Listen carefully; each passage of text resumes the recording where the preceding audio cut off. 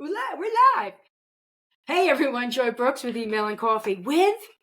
Without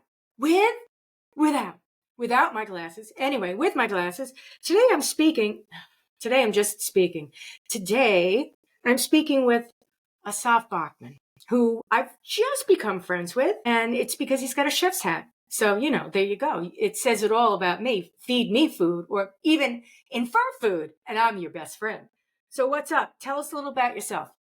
Hey, Joy. First, thank you for having me on the podcast. I really appreciate it, letting me into your audience. So I go by the brand chef. Essentially, I am a brand designer. I run my studio, which is Boch Creative, which is why I wear the chef's hat. It's a way to brand myself without having to really necessarily wear the same shirt or hat that everyone else is wearing, right? It's a way to make myself stand out while showing people this is what I do for a living. I help you stand out. And what better way to do it than through example? You're a walking metaphor. Exactly. I happen to love food. Food is a huge part of my life, my family life. And so integrating that into my brand was actually not my idea at first. I ended up working with another brand designer who happened to ask me to co-host his podcast. That'd be Arthur Germain of the Brand Telling Podcast. I know, Arthur. And he helped me out a lot. He helped me really kind of step back and look at who I was, what my brand was trying to portray, and thus was born the Brand Chef. And it has been a whirlwind of fun since then. That was almost a year ago. And we've been working together on projects. I've been working with lots of small business owners as well, helping them basically up their brand and hone in on their brand. It's understand who their market is, get a feeling for what it is that they're representing, what their business represents. Why are they actually running their business and not just working for someone else? And how do they want to appeal to that said market, right? What kind of promise are they making to that person? And then I go and build visuals as a graphic designer on top of that stuff. So to me, it all starts from strategy. That's my love. I love talking strategy. It's a lot of fun. Strategy is one of my favorite things too, ad nauseum. Yeah, it's overused and it's overthought about, but I find myself being able to kind of stop at a certain point and be like, okay, let's start putting boots to the ground and let's implementing and see if any of the strategy is actually good. I think a lot of strategists like to just sit back and play Monday morning quarterback, but that doesn't work in the real world. In the real world, you need action behind strategy. Otherwise, it's just talk. But in many cases, strategy is what?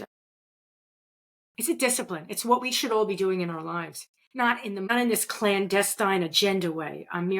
But almost. When I was in corporate America, I quickly realized that everybody had an agenda. And I had aspirations, but they had clear agendas. And they moved along, and I floundered. So, and it became apparent that I didn't know what I was doing. So strategy can be something so simple as I need to get these things done this week, and I need to build habits into my routine to get these things done this week. And very simple things. Very Right. simple things. One of the things I try to talk about is the difference between strategy and planning, because there really is a distinct difference. And I forgot where I read it from, so unfortunately I can't credit my source. It's not my original thought. But, planning is taking finite resources and figuring out what you're going to do with it, right? Strategy is more of a bet, right? So when it comes to brand strategy, for instance, really it's a bet that if your company is targeting this specific people and you're going to help them out with this specific type of problem. It doesn't matter how you're going to do it, whether it's selling this product or this service or that service. But your bet is that if you speak to them in a certain way and look a certain way, that you can be that go-to thought. When they have this problem, you're the solution. And brand strategy is just a bet that that is going to work. The only way to know is to literally implement it and see if it works. And there's no guarantees. And that's really hard for businesses to plan and purchase and invest in, because there is no guarantee, right? It's And Sometimes it's, sometimes it works for a while and then you have to pivot. yeah, And it's sometimes it difficult. overwhelms. That's And it's absolutely difficult right. because if you're thinking as a CEO, well, that's not where I want to go, and that's where the market's going, you have a problem. Right. And so you have to stand back and look, okay, well, this company was started to address these folks' problem. Is moving in the direction going to help us do that or not going to help us do that? And if it's not going to help you do that, technically the decision's already been made. You shouldn't do that.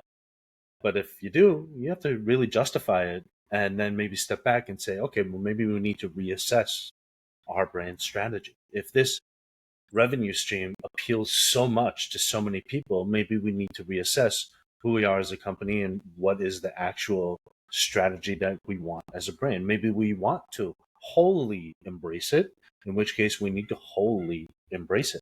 You can't just kind of half-ass it. One of the biggest problems that I see is that when people get invested in a strategy and they roll it out, so they come up with goals, they now come up with implementation, they go buy all the tools, now they're invested, they've got these graphics, they've got these automations, they've got these speaking events, conferences, all of these things, and in 3 months they measure everything and they're like, oh no, this is going to change. Got to change. You're so deep in rooted into the system where you've got these emails that are going out. You may have made some statements on social where you have to Mm-hmm. backtrack. It's you I have a have to. great metaphor for this. A great Yeah. metaphor. It's like turning off the crock pot halfway through the meal and expecting it to be just as tender. It's not going to happen. The time is what's going to make it work with the crock pot.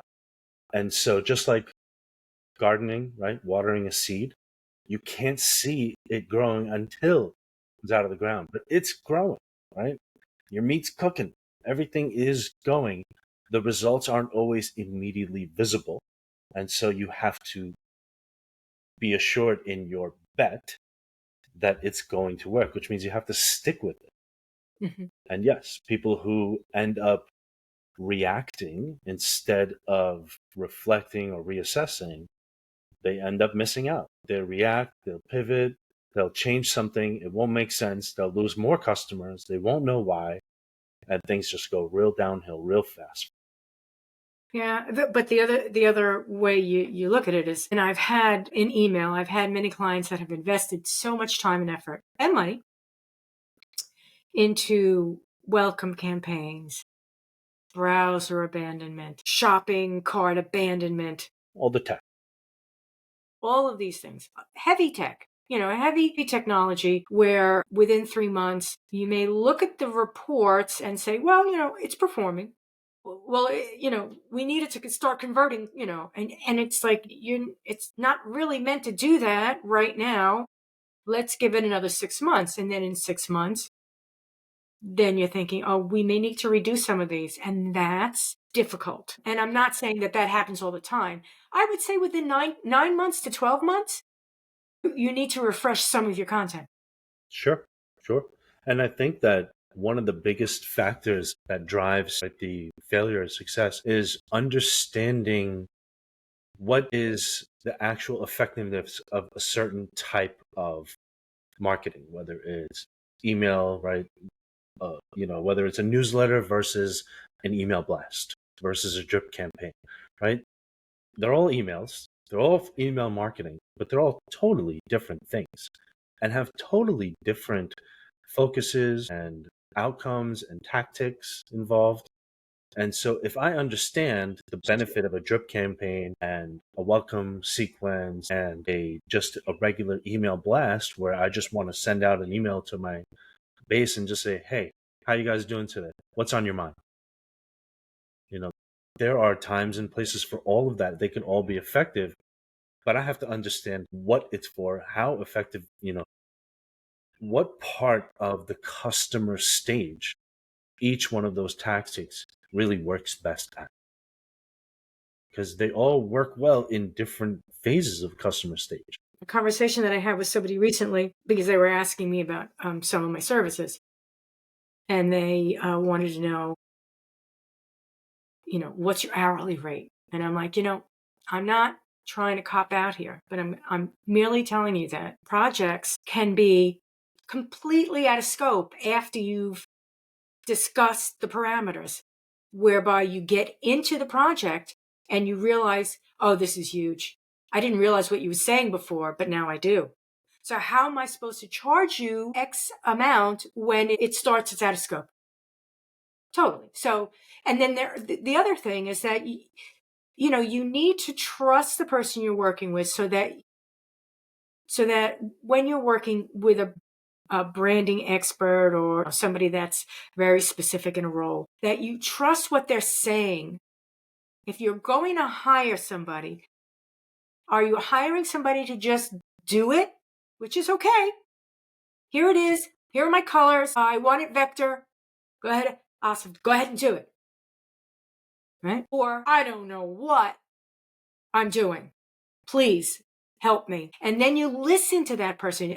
Hopefully you've hired a professional that is able to your persona, your business persona, your business avatar, your business vision, mission, all of it, and begin to roll it out in all its marketing glory. That's difficult. I've had so many people that have hired me as a email marketing specialist that just wants me to do it. At this stage in my life, I see that. I'm like, okay, I'll just do it. No problem. Well, yeah, I mean, if someone's willing to pay you to do something, as a business owner, it's hard to say no, right? But there's an understanding after a certain time of doing something where you can see someone coming to you to just be the order taker, right? They just do this because you're going to do it better than me. You're going to save me time. And I'd rather just pay someone. I don't want to think about it. Do it. Okay, no problem. Here's your rate. And versus someone that's coming to me saying, hey, look, I'm really lost. I know that you're really good at this stuff and I'm in your hands. Help me out. The rate may be a little lower because they're viewing me as an expert and there's a little more trust involved. But it depends on the project, of course, and the scope of the work. But I think it all boils down to how you present yourself, sell yourself, right? People buy from people, right? And also from how that person got to you. Did they get to you from a referral? Did they get to you from an advertisement? Did they see something did they see a podcast? Did they see some of your work? Did they, see some of your content and engage with the content and then come to you? I've received clients in different methods. And I would say the more people know what I physically do, the more trusting they are to allow me the creative freedom to do what I do best. When they're not as familiar with my work, and maybe they were just told, but they didn't do any research, right? Any vetting of their own, and just, set up the appointment and meet me, the questions are very different, right? The questions are very short-sighted, honestly. What are you going to give me? What am I paying exactly? What's the time frame? What happens if this goes wrong? What happens if that goes wrong? It's a very pessimistic point of view. Whereas people that know what you're doing, they value your expertise, and they come at you with an optimistic point of view, they almost want the project to be as long as possible because they just want to work with you longer. Right. Rather than getting a specific result. Then the result is almost a given. And it's like the what I'm paying you for is the process of working with you, not necessarily just the result. So there's a time and a place for both. Of course, if I had just people coming to me that view me as the world's best expert, that wouldn't be a bad world. Right. But reality is you get everything. And, as a business owner, I think the most valuable skill you can learn is to say no when no needs to be said. Yeah, exactly. And that comes with time. That definitely comes with time. Absolutely. And lots of mistakes, right? I need to make that mistake to learn I don't want to make that mistake again. I think that's huge. We did a podcast episode in a new location, Arthur and I, and without testing, we went right into the recording. Guess what we didn't do? Record. We did the whole episode without recording it. And shout out to Tina Patel, our guest, who didn't get recorded. It was a great episode, and unfortunately, it was a private one just between us three. But we learned. Now we learn. Now we test all the time. Something we were supposed to do before we started this one, but I hit the go button. So there you go. But I see it recording, so we're good. I definitely, when you said that, the first thing I did was I looked up at the timing. I'm like, counting. Yeah. Some things that drive me a little bit crazy in all of marketing are buzzwords. So one of the biggest buzzwords today We've just been. is authenticity. Like, we need to think about being ourselves because we have this incredible identity crisis going on these days where, you have to be authentic. Yeah. They don't know how. Well, I have a theory for that, right? So a lot of new business owners that I meet are coming from corporate, right? They were good at one skill or one trade or one craft, whatever it was, and they open up their own business, quickly realizing there's 17 other hats they have to wear that they didn't know about or they didn't think about, and they're kind of stuck there. They don't really know what to do. They're kind of chugging along, working on, getting the most expensive clients they can, one referral at a time. And so what happens is they don't understand that you need to focus on a specific audience in order to resonate with that audience. So what do? They talk to everybody. They write to everyone. They try to take on everybody. They say yes to every client, and they get stuck being, this person that is able to pivot on a whim, but they're not really pivoting on a whim. They just have no structure in their business to do their work, then market, then client, then sales, then accounting, and all that stuff that you have to do. They're just kind of winging left and right all the time. So they're able to jump ship because they're not specifically doing anything to begin with anyway. And so when they're writing to everybody, well, the first thing you're going to throw out is your own voice. You're going to try to be as fake corporate generic as possible because in your mind, this is what they did back at XYZ Corp. They all sounded like this. So if I just sound like that, it'll work and it'll connect people.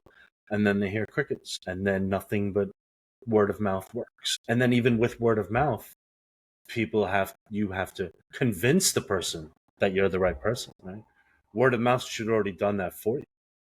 But because your message isn't clear, because when the person who got your referral went to try to look you up and they don't see anything that is human, they just see corporate genericness.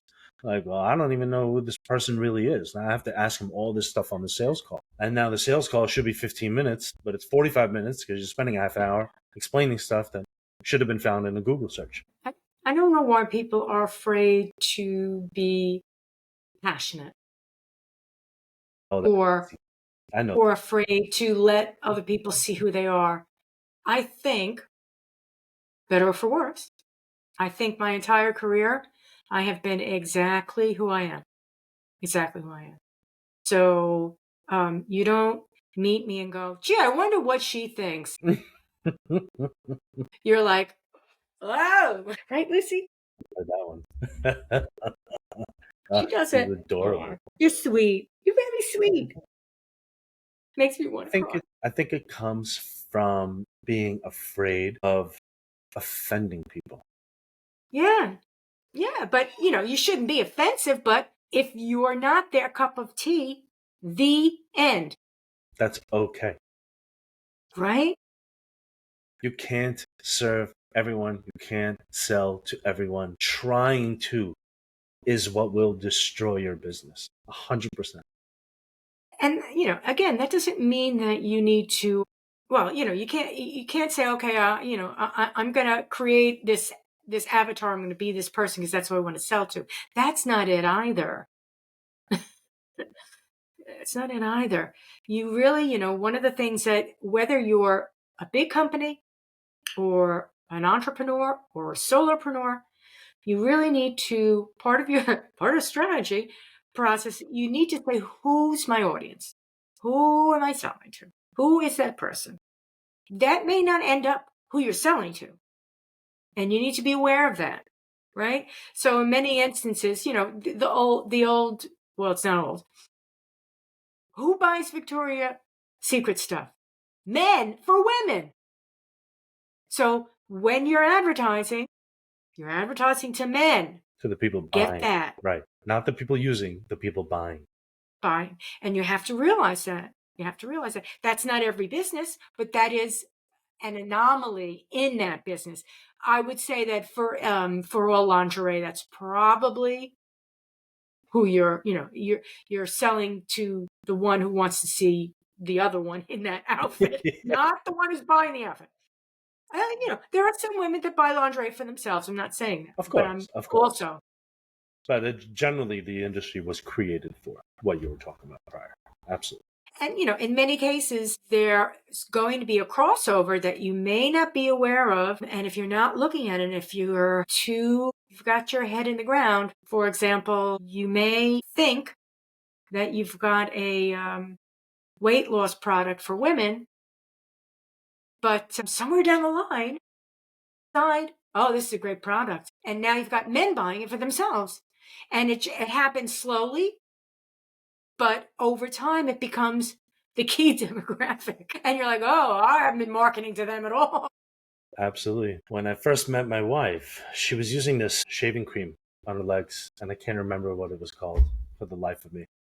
But let me tell you, it was the best shaving cream I've ever used, and I only used it, up to a certain time for years. It was the only one I used. I think it was Nair, like Nair for women. I mean, completely 100% marketed towards women, but it left my skin feeling perfect. So to me, I couldn't care less who it's marketed to. It was the right product for me. These things do happen. That's why I like to say you need to be flexible. Yes. And listen to your market, right? So, there should, in these larger companies that have the capacity and the resources, right? There should be someone that is scouring Instagram and TikTok for trends all day, every day. What's the latest trends? And every week, hey, here's what's trending this week. And then the marketing department should be like, hey, you know what? Some of these could actually work really well in this campaign. Let's do this week.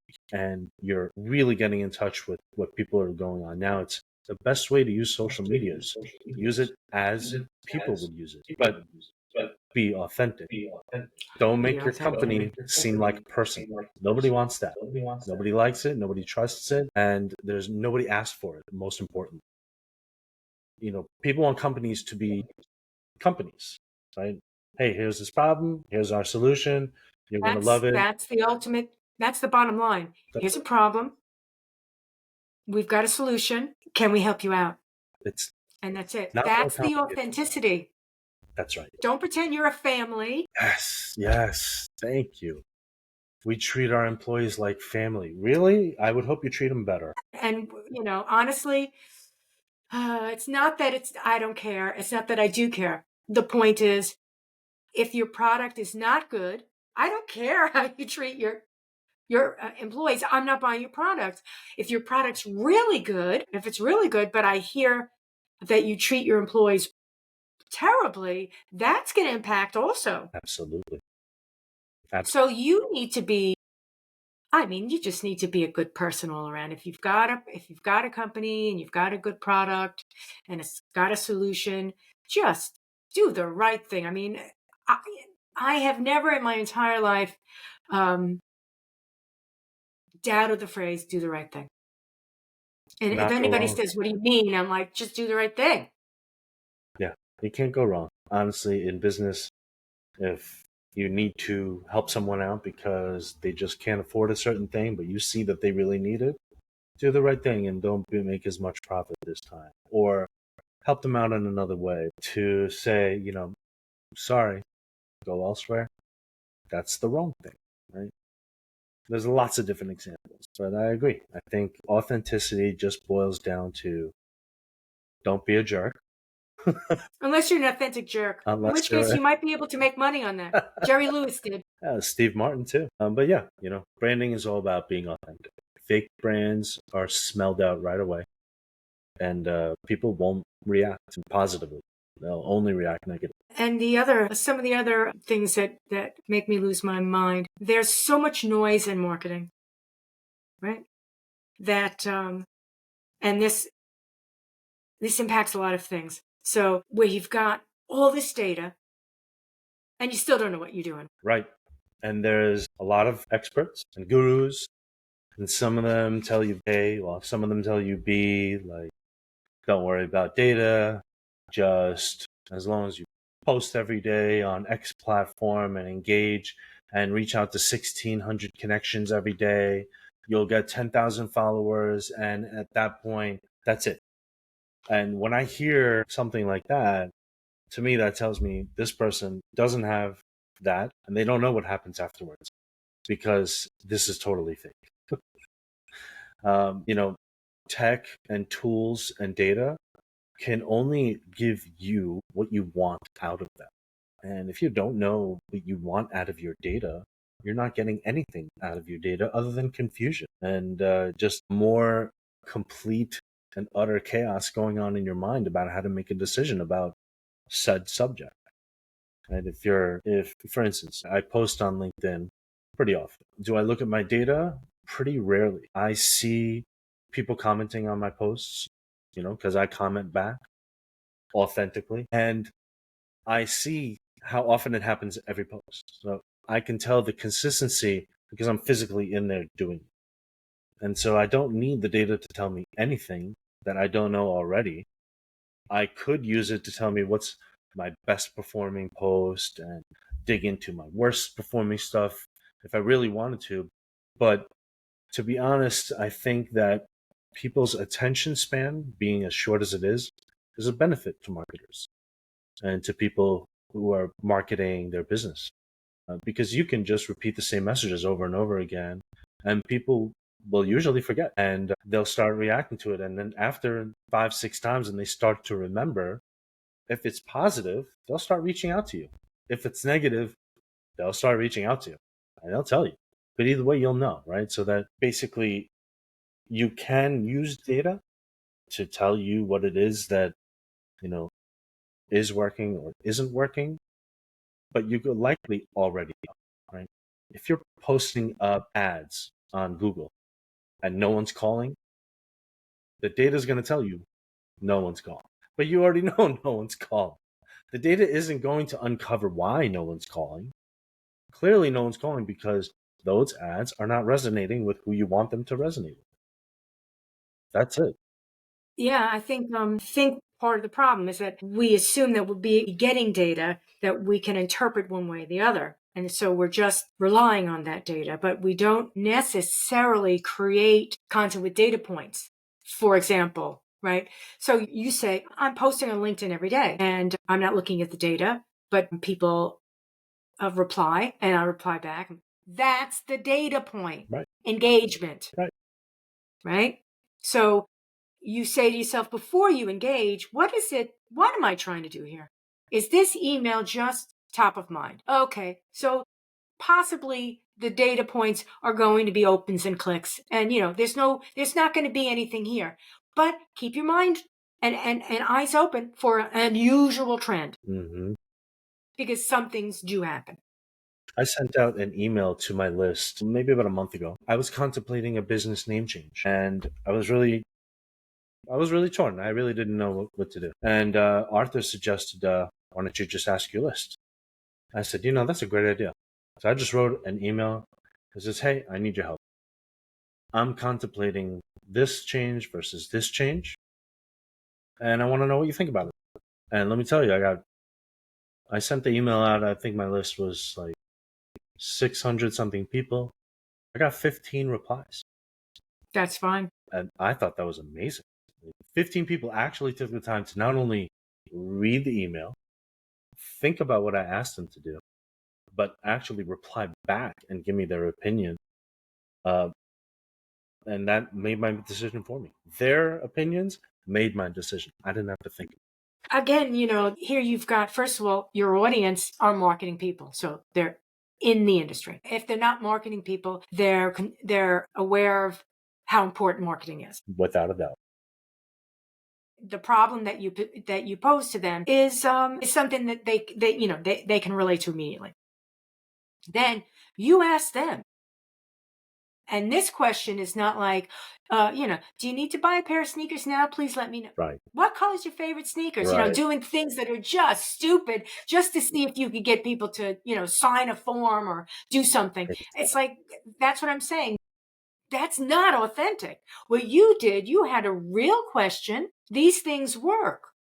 Very well. And we overthink everything. I want to do something with a form. What can we do with a form? That's not the strategy. The strategy might be, something along the lines of, we've got this great performing product, but, it may not be trending anymore. I don't know. It really depends on your business, but you may find that you don't just throw the tool out there. You have these tools. Use them when you need them. Intention. Don't exhaust your audience with BS.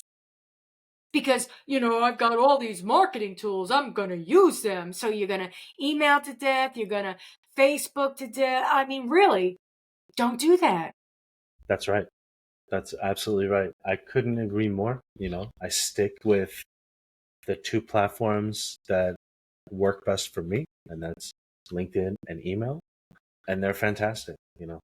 LinkedIn is likely not going anywhere anytime soon, but they're always changing, right?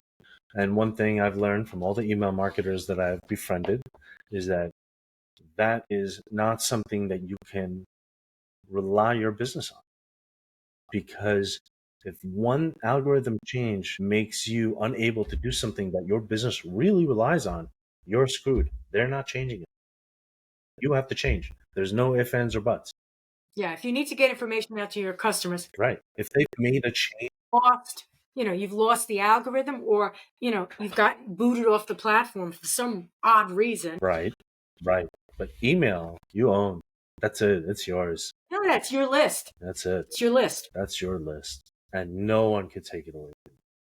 They can not allow you to use their platform, but you can go to one of the other 50 billion other platforms, and they will. They will take your money. And you have these real people that have a real relationship with your brand, and Absolutely. You could do one-on-ones. I mean, there are a lot of things that you could do with that email list. Absolutely. I mean, even explore anything, besides the fact that treating them like a possible customer, you could treat them as a network of influence. You could treat them as, potential referral partners. There's a lot. Email is incredibly powerful. And Yes. I think a lot of people who don't run email newsletters and run their email marketing properly feel, a lot of the pushback I get when I talk to people about it is, oh, well, who reads emails? Actually, people read more emails than anything else, believe it or not. Those people that have given you their email address to read the emails. That's right. Open rates are great. I think I get something like 40% open rates on my weekly newsletter. And nobody ever tells me I'm emailing too often. Nobody. People anticipate it because I'm authentically giving value. It's not sell. It's pointing stuff out. It's education. It's just building a long-term relationship through one-way content, with people who have given me the privilege of their audience for that time. That's really the way I look at it. It's a privilege. The difference between the way you are marketing yourself in email and the way you might sell to your clients is like living on Venus or living on Pluto, right? So, you get a client that comes to you that has a product, that has a specific brand, that has maybe 50 products and wants to sell 50 products. There's no service, there's 50 products. Strategy versus you is worlds apart. And the strategy between a direct-to-consumer brand that's got 50 products versus 1,000 or 2,000 products, they're constantly changing, is also universes apart. So, and that's not just email marketing, that's branding, that's voice, that's authenticity. I mean, all of these things. And it's when a client comes to you and says, "Oh, I want to do what, so and so is doing."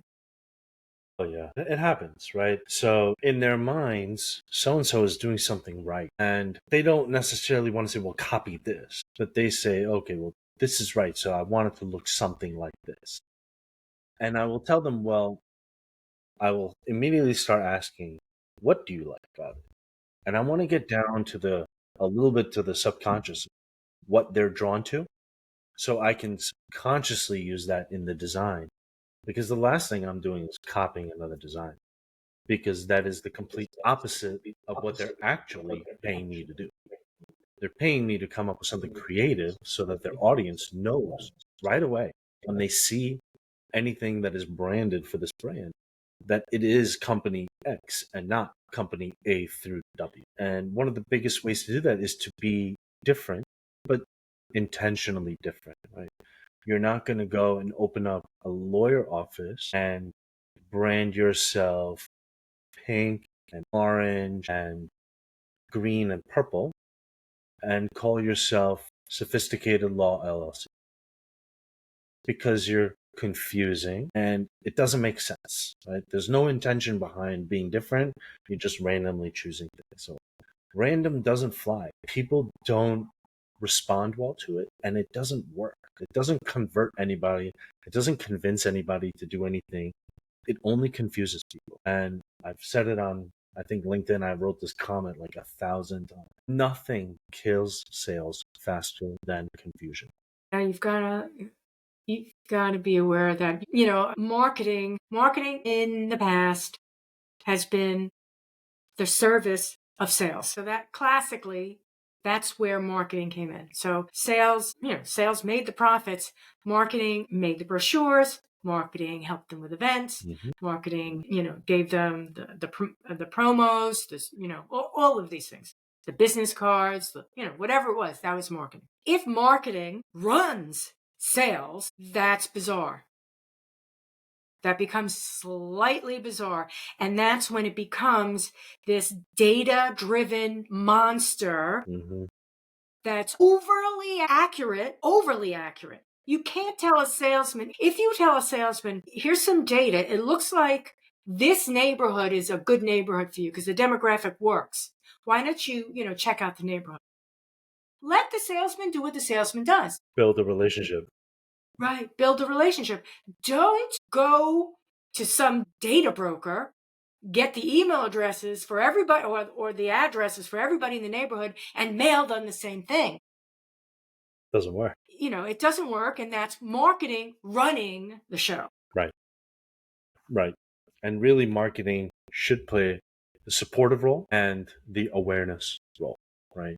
So there should be some performance marketing and some awareness marketing, brand marketing, right? So for people that really understand that said problem exists in the industry, but don't know company XYZ exists, there should be marketing to explain that, right?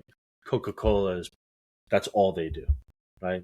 There's no performance marketing for Coca-Cola. It's all brand marketing because as soon as they stop, that's when they're going to need performance marketing. But yeah, I think marketing definitely is, shouldn't be in charge of the brand. The brand is umbrella, right? Marketing is just a part of it. And, that's some of the disconnect with customers. I know it's controversial, but when Bud Light ran that Dana Mulvaney fiasco, the marketing concept was solid. Let's see if we can get another audience. But marketing ran it without thinking about sales. Like, okay, let's see if we can get a different audience without antagonizing your audience. Yeah. Did Jaguar. somebody say? Jaguar just did the same thing, if I recall correctly, right? With I their think you're right. rebrand, I mean, they went full gen that hasn't even been born yet, gen, and they're fully embracing them and feeling like dropping their entire actual customer base that pays lots of money for Jaguars. I think that that marketing firm was already fired. I think it was less than a couple of months after the rebrand, and they were already fired. I'm wondering if they're even going to go through with the rebrand or if they're going to go back and realize what a gigantic and horrible mistake that was. It was similar to, like New Coke or New Pepsi, which are both brands Or did the it that Gap. way. Do you remember when the Gap rebranded for like 2 days? And then they had some new logo and it got such bad press. And in 2 days, they went back to the logo and they still have not changed it. I thought that was hilarious. These are, there's nothing wrong with testing the market. There's nothing wrong with that. And testing, as I said, demographics that you may not be aware of. Right. There's nothing wrong with that. But, don't forget your base. Loyalty is important. And that's yet another thing with, an email person's going to say you want quality over quantity. You could have a million names and like 10 of them but absolutely. If you've got loyal customers and you pivot and you're like, no, I just want buying customers. I mean, why don't you just get a gun and shoot yourself in the head? And if you're not always thinking about loyal customers, there are some brands that come out. Listen, there are some companies and some strategy is this. We're going to come out with something. It's going to solve a problem. We don't care about longevity. The minute we can, we're going to flip the brand and we're going to go to the next thing. Whoever buys that, that's their problem. It's their asset, not mine. I'm off to the newest thing. So there's no loyalty. They don't care. They're making money. And it's a business. I don't like the business, but it's a valid business. That's a heartless business. I couldn't be a part of it. But it's a business nonetheless. Many people make money off of auditing companies and selling them. Yep. They make a lot of So money. it's a valid business. So aside from that, what will happen is that process leaks out where people think it's just about the bottom line. I think that some people get into business and it really is just about money for them.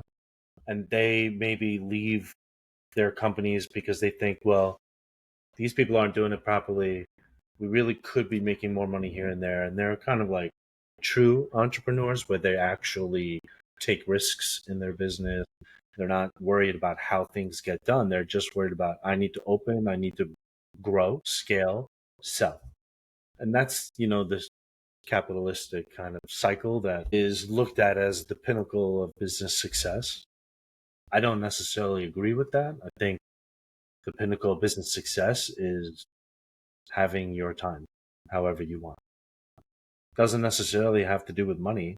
It just has to do with choice. If I choose to spend my time and I want to work 1 hour a day and nothing else, and I get to do that, I've succeeded. And if everything else is done, all the bills are paid, everyone gets fed, and things, that need to be paid for are paid for, well then, what is more money going to really do for me?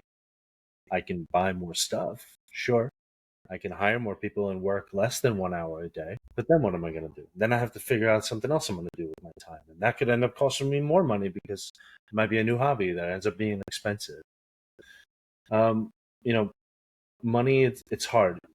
Some businesses are just about making money. Some businesses are about providing good service and value. Money is just a means to an end. But that's kind of the beauty of this country. Both can succeed. Both can be here. And both can have a market, an audience, and you can go and start either one. It's important. Humans are consuming things, and you can teach consumers that the products are cheap and they'll fall apart, but that's okay. They're cheap. They'll buy more product. And there are a lot of brands like that. A lot of T-shirts and things like that. That if they last 2 seasons, you're lucky. They come out of the wash the first time and they're threadbare. And then, you've got a few more washes after that. They fall apart at the seams. Food can't be like that. But we have created the fast food concept where it is like that, but it has to taste good. I mean, you can't have bad. But how they've worked it is that it's been this psych experiment where they've identified all of those tastes that turn us on, whether or not it's good food, healthy food, made well. Now it's got to have shelf longevity and any number of things that have taken it out of the realm of this is good for you to, just buy the ding dong, just buy the damn ding dong. And that, I think that happens when sales is running the company, right? They're not worried about what they're selling. They just need to sell. And so it becomes R&D, just make something that's cheap, lasts long, that we can sell for a lot of money. And that becomes the focus. And healthy is definitely like not even in the realm of, coming in and mattering at all.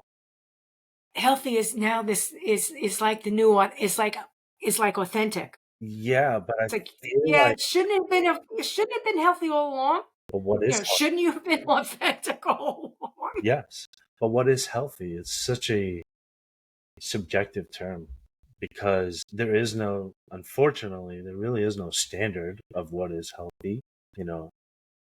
Yes, not having health Well, problems is healthy. I'll give you a definition. Chocolate is not healthy, but purple chocolate is definitely not healthy, right? So just, you don't need M&Ms.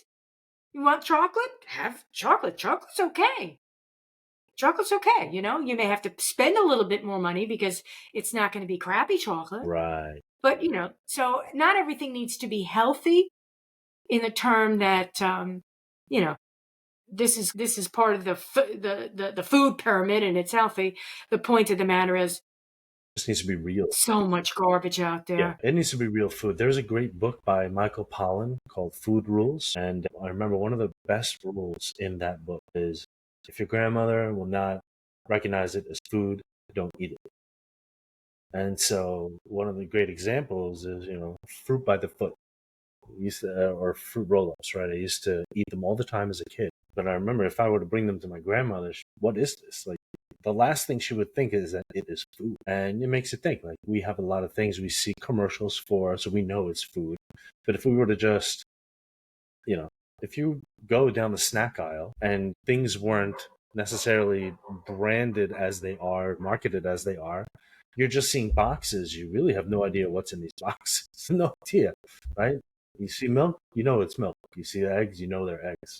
It's different. And unfortunately, I think that all the processed foods have created lots of health problems for decades and decades. That's a long time. And it's also created this fast consumer mentality. Expectations, right? Everything needs to be where instant. it's across the board. And social media just totally reaffirms that and pushes that even worse. The fact that you can watch 100 videos just by moving your thumb like this, not necessarily the best thing. I know that we're not going to change that. Not anytime soon. It'll have to reach some kind of breaking point, and then society is going to be like, okay. It's bad on so many fronts because it's impacting humanity and humanity. And it's obviously becoming the way kids think. So I don't want to do this. So I need something fast. What am I going to do? Fast. And they cannot necessarily come to terms with solve the problem yourself. What do you do? What do you do in this case? I don't know. Because it's tactile and they're not they don't have to think through the problem. Nope. They don't even know how to think through the problem. And that AI is only going to make this 100 times worse, if not 1,000 times worse. If we don't begin to teach problem solving, I don't necessarily think that AI is going to be so negative if we as humans take back control out of all the automation. So we're on autopilot and we're all automatons. Wake up, go to 7-Eleven, get your coffee, go to work, go out, get your lunch at some restaurant, come back to work, get in your car, go home, order dinner, get pizza, watch TV. It's automaton type of stuff where we're not even when you think that you're making choices. I go to Facebook and I see the Facebook events and I pick an event and I go to an event. I go to all these events. You're still not creating it in your head. That's right. It's not that, you necessarily need to make an event every single day, but like a potluck dinner, like an old-fashioned potluck dinner where you had to make something, you went to a friend and, all the friends were there and everyone sat around and talked. That's human interaction. It's a small problem. And then, it's not like, here's the versus type of a thing. The potluck where you get involved because you create your own, you bring it. And you've automatically got lots of conversation with everybody, like, what did you bring? How did you make it? Blah, blah, blah, blah, blah, blah, all the time. Now, who am I going to sit next to? I'm going to have to sit there. What do they have to eat? Do they have gluten-free? Is so-and-so going to get drunk again? I mean, it's like, it's so totally different. Yeah. It's less work, but more involved, more mental work, right? And I agree. Potlucks are awesome. One of the things that my wife and I used to do, we both love to cook and we both love to have friends over to eat, entertain with. And one year we invited them to a cook-off, but it would be my wife versus myself. And we wrote out 2 menus. We designed 2 menus. Of course, mine was way better designed. And we crafted the whole meal. It was like a 6-course meal we made. And we had voting cards at the end. And she won because she's the better cook. But it was something that all of our friends spoke about for months afterwards. It was a great, first of all, during the night itself, everyone was just having such a great time. Even my kids were there. But even afterwards, every time I saw any one of those friends, the first thing they would say is, "Oh man, that was such a great dinner, blah, blah, blah." And I'm like, "Great, thanks. We're glad you made it and enjoyed it." Didn't ask him for money. We didn't promote anything. It wasn't because we were celebrating anything.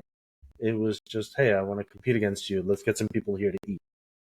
Less involved, less complicated, and just more about human connection, even if it's for no reason. I think I'm serious when I say that marketing is missing out on that. Yeah. Every marketing person, everybody, when they think of any damn campaign, the very first thing they should think of is as a consumer, how do I feel about this? Right. How do I feel about this? And answer the question. And if you say, I don't know, then, there's something wrong with this campaign. I don't know. It doesn't resonate with that. It's obvious it doesn't resonate with you. So, obviously you need to be engaged with the brand, but I'm only saying whatever brand that is. And I've often said to people, what would happen if you got an email like that, or if, you were invited to an event like that, or whatever it is. Whatever it is, think about it. Think of how you're going to run it on the back end. Get a human element back. I know everybody today has not enough time in the day to do everything. So organize some of these things with the idea that it might take a little bit more time. Don't do 15 things, do 2 things.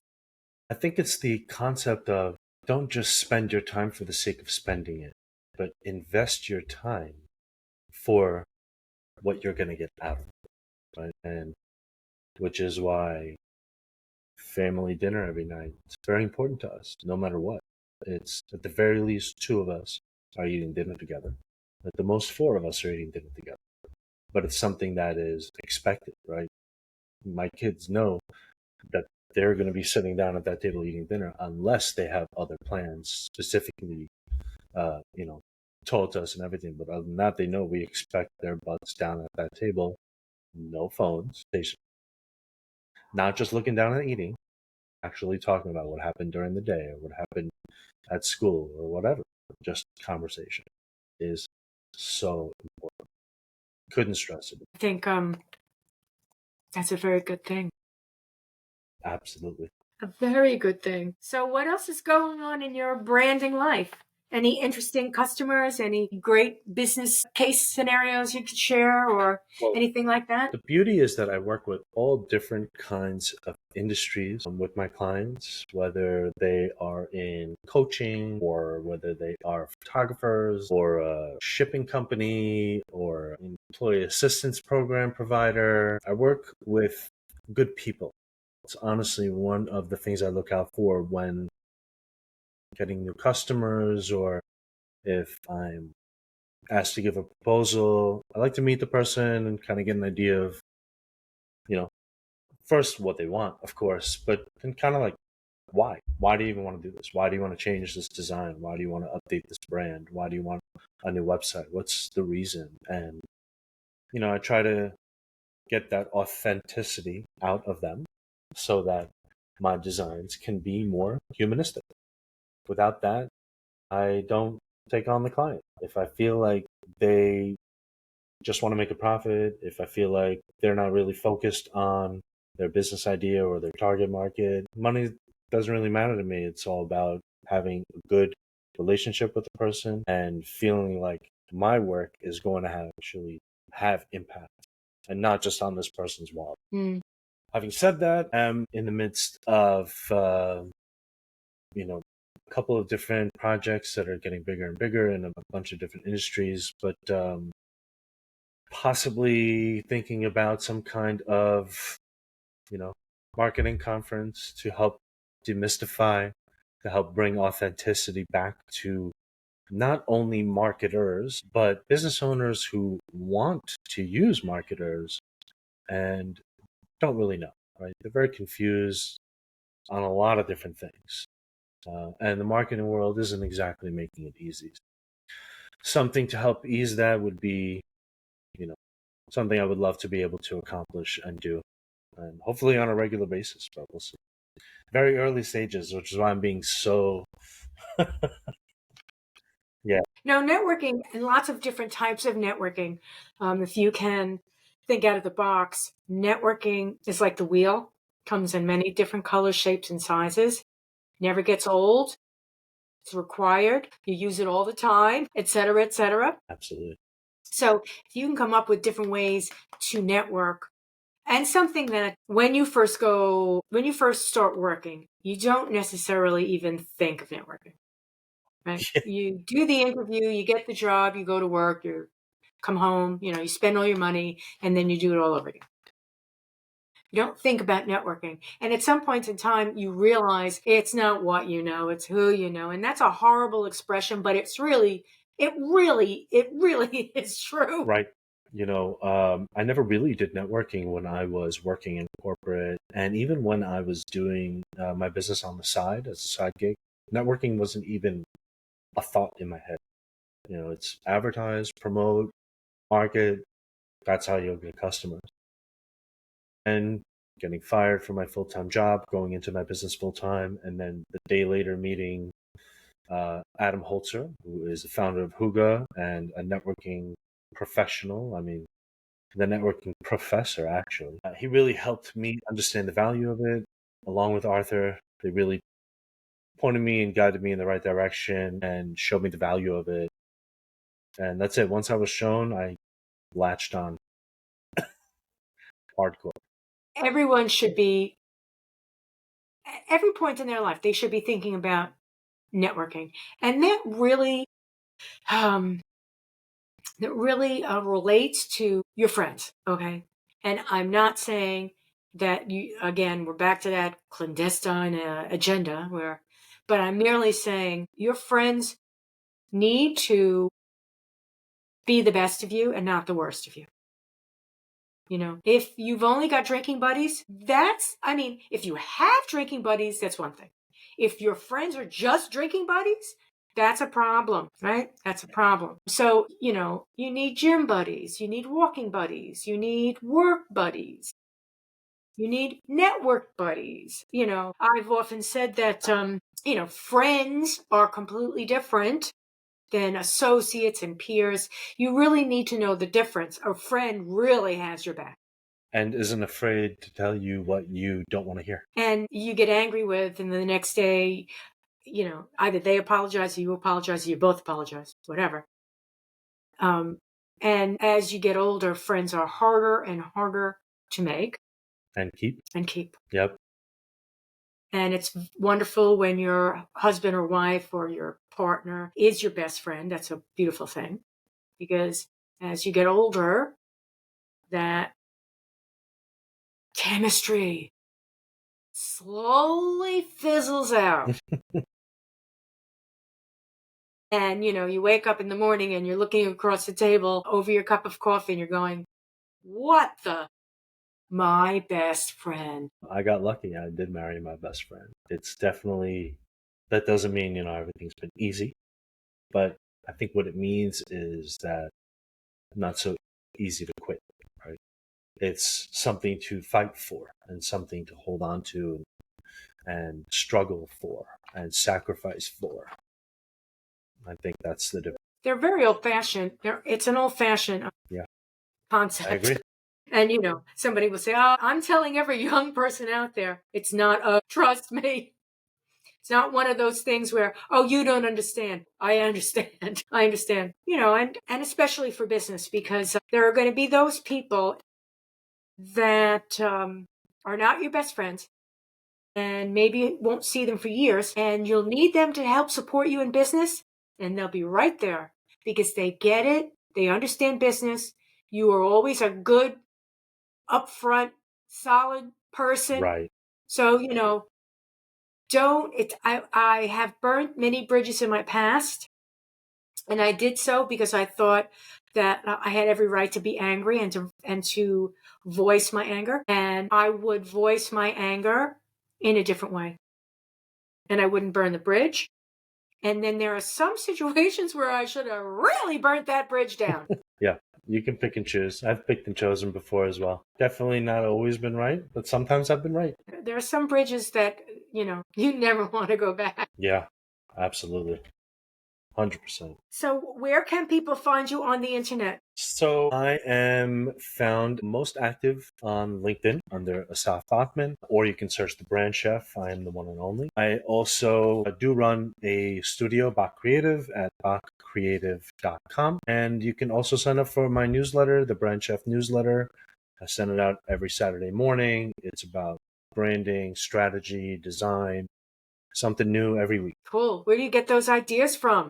Actually, I work with an email marketer, a writer who's fantastic, and we have a content call once a month where we discuss lots of things. He has excellent questions prepped for me, and then we use that content call to fuel either LinkedIn posts or emails, and it's all authentic stuff. He's just a much better writer than me when it comes to emails. I can bust out LinkedIn posts pretty quickly and easily at this point. Been writing on there for about 1.5 years now. Absolutely love it. I'm on every day, so everybody follow and comment, drop a DM, whatever. I'm always open for a conversation. Cool. I will list all these things down below. Thank you.